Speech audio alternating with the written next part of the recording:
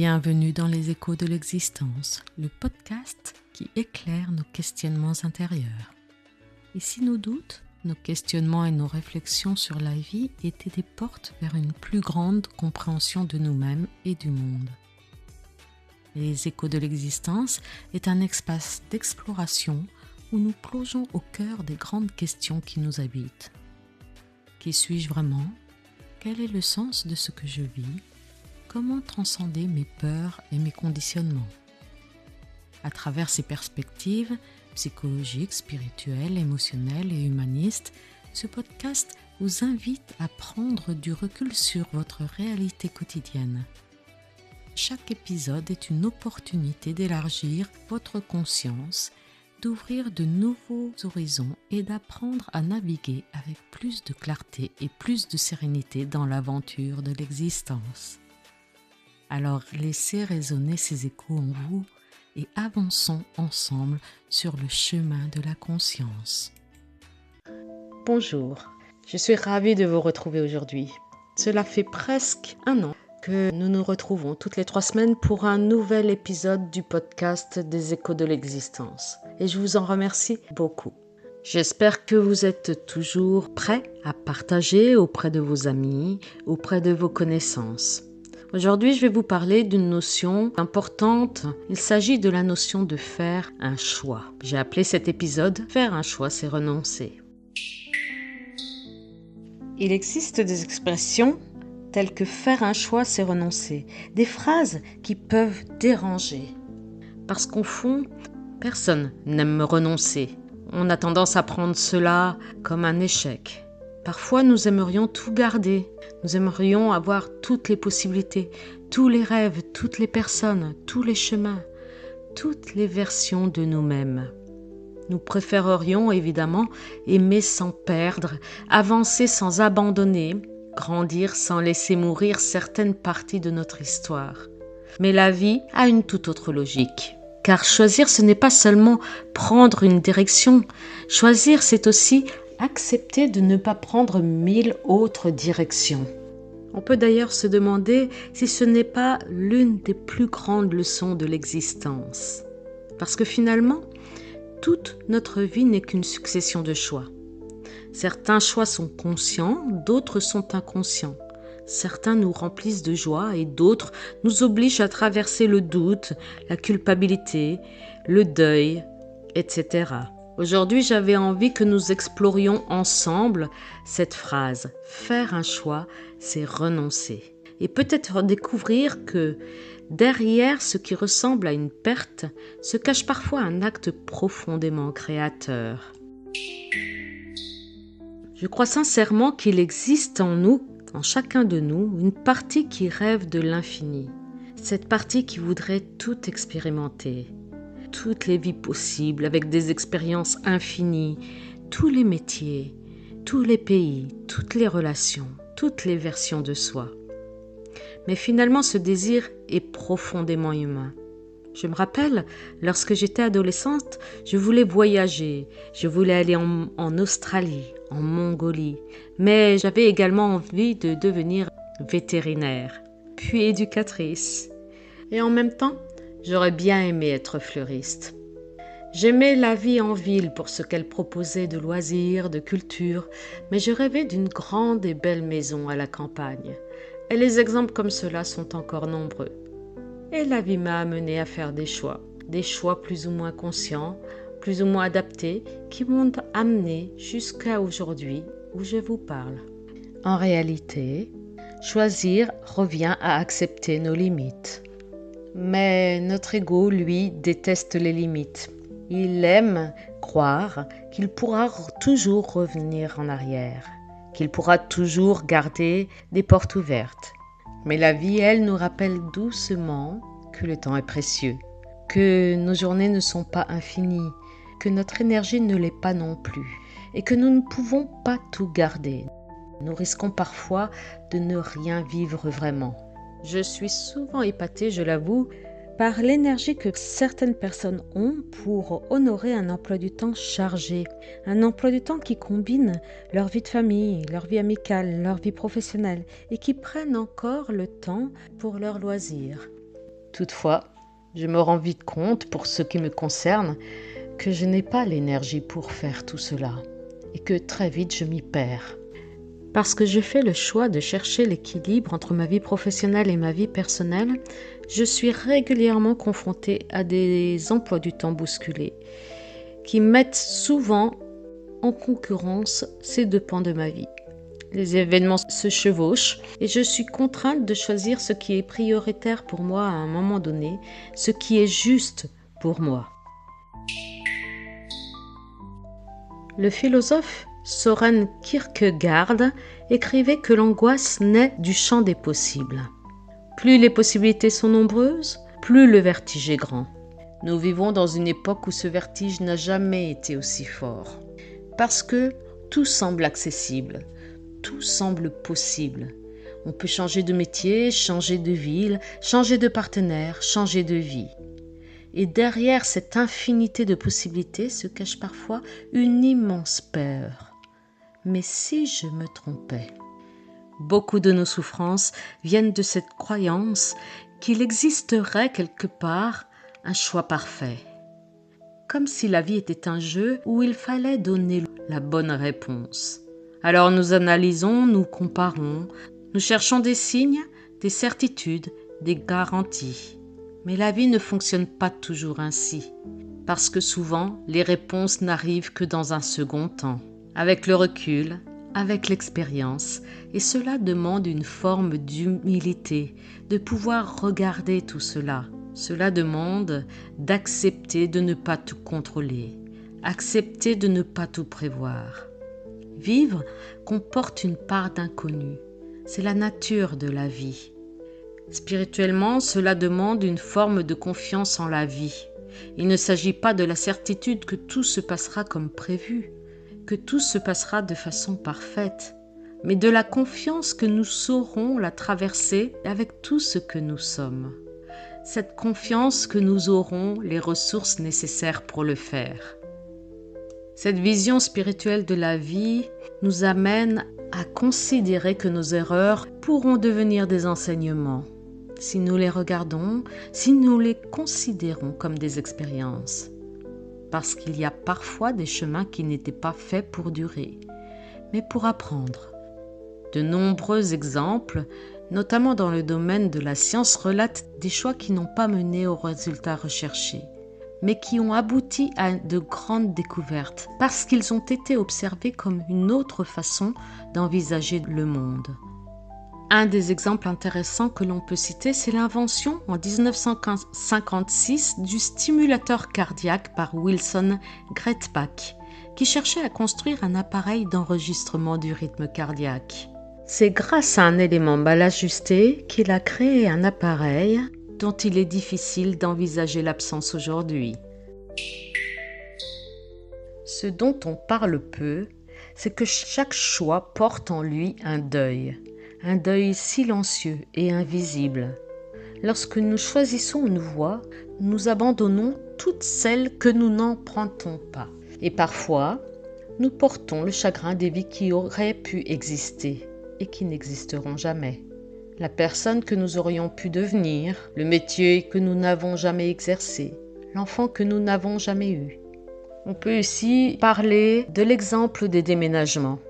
Lorsque nous faisons le choix de déménager pour avoir une vie plus confortable, nous imaginons rarement la difficulté à quitter la vie que nous avions, les opportunités que nous pourrions avoir si nous ne quittions pas notre logement.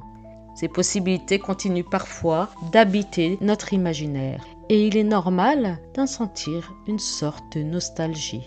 Souvent, je rencontre des personnes qui culpabilisent de ressentir cette tristesse, alors qu'elles ont un projet intéressant, innovant, dynamique qui les attendent. Comme si aimer leur vie actuelle interdisait de pleurer celle qu'elles n'ont pas vécue. Mais l'être humain est plus complexe que cela. Nous pouvons être heureux d'une décision et ressentir malgré tout une forme de mélancolie pour ce qui n'a pas été. Les deux ne sont pas incompatibles, ils sont tous les deux humains. Dans beaucoup de traditions spirituelles, la mort n'est pas seulement une fin, elle est une transformation, une mue, une renaissance. Et peut-être que choisir implique toujours cette petite mort symbolique. Quelque chose en nous cesse d'exister pour laisser émerger autre chose. Cela laisse une place qui n'était pas disponible avant notre choix. Le salarié devient entrepreneur, le parent voit son enfant partir. Une relation se termine, une autre commence. Rien n'est figé, tout se transforme. Et pourtant, nous avons parfois tellement peur de ces morts symboliques que nous préférons rester dans l'entre-deux. Ni vraiment partir, ni vraiment rester, ni vraiment aimer, ni vraiment quitter, ni vraiment choisir, parce que tant que ce n'est pas décidé, toutes les possibilités nous semblent encore vivantes. Mais ce territoire intermédiaire peut rapidement devenir épuisant. Et puis, il est important de noter ici que le non-choix est aussi un choix. Il existe une illusion très répandue, celle qui consiste à croire qu'en ne décidant pas, nous évitons les conséquences. Mais ne pas choisir est déjà un choix. Le choix d'attendre, de rester, de choisir de ne pas bouger, choisir de laisser les circonstances décider à notre place. Il m'est déjà arrivé de choisir de ne pas choisir. Lors de la séparation de couples d'amis, je ne voulais pas choisir l'un ou l'autre membre du couple. Et pourtant, la vie a décidé à ma place.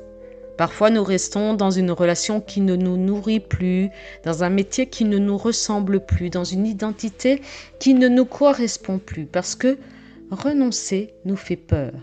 Parce que derrière chaque renoncement se cache l'inconnu. Et pourtant, l'immobilité possède elle aussi un prix. Le temps qui passe, l'énergie qui s'épuise, la frustration qui grandit. Pour protéger une amie et respecter son choix amoureux, il y a bien longtemps, j'ai fait le choix de ne pas lui dire franchement que je ne pouvais plus supporter son conjoint. J'ai attendu très longtemps, jusqu'à n'en plus pouvoir, jusqu'à être épuisée.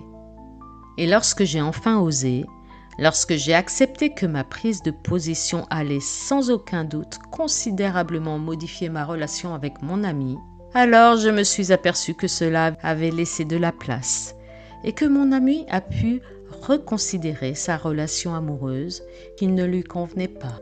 Peut-être qu'au fond, ce n'est pas le changement qui nous fait peur, c'est la séparation. La séparation avec ce qui nous était familier, ce qui était confortable pour nous, ce qui était sécurisant, même lorsque ce familier nous faisait souffrir.